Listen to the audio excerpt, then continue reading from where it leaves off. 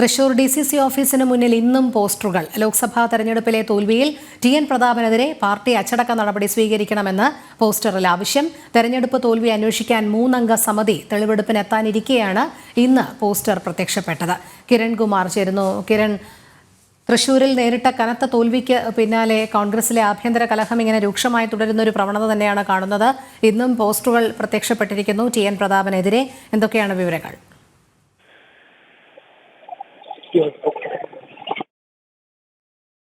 രോഹിണി, ഇന്ന് ഇപ്പോൾ വീണ്ടും TN പ്രതാപനെതിരായിട്ടാണ് തൃശൂർ DCCക്ക് മുന്നിൽ പോസ്റ്ററുകൾ പ്രത്യക്ഷപ്പെട്ടിരിക്കുന്നത്. ഇന്ന് ഈ തെളിവെടുപ്പ് നടക്കാനിരിക്കെയാണ്. ഈ തെളിവെടുപ്പ് ആരംഭിച്ചിട്ടുണ്ട്. നിലവിൽ ഇപ്പോൾ KPCC നിയോഗിച്ചിട്ടുള്ള ഉപസമിതിയുടെ തെളിവെടുപ്പ് തൃശൂർ DCC ഓഫീസിൽ പുരോഗമിച്ചുകൊണ്ടിരിക്കുകയാണ്.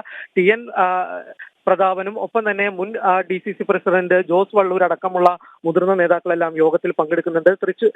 തൃശൂർ ലോക്സഭാ മണ്ഡലത്തിന് കീഴിൽ വരുന്ന 7 നിയമസഭാ മണ്ഡലങ്ങളിൽ നിന്നുള്ള പ്രധാനപ്പെട്ട നേതാക്കളാണ് ഈ തെളിവെടുപ്പിൽ പങ്കെടുക്കുന്നത്.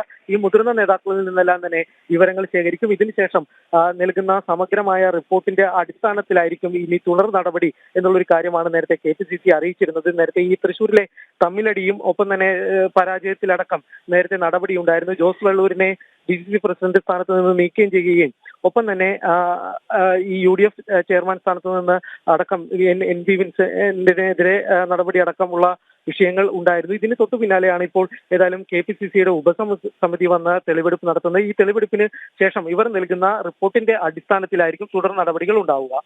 ശരി, കിരൺ കുമാറാണ് വിവരങ്ങൾ നൽകിയത്.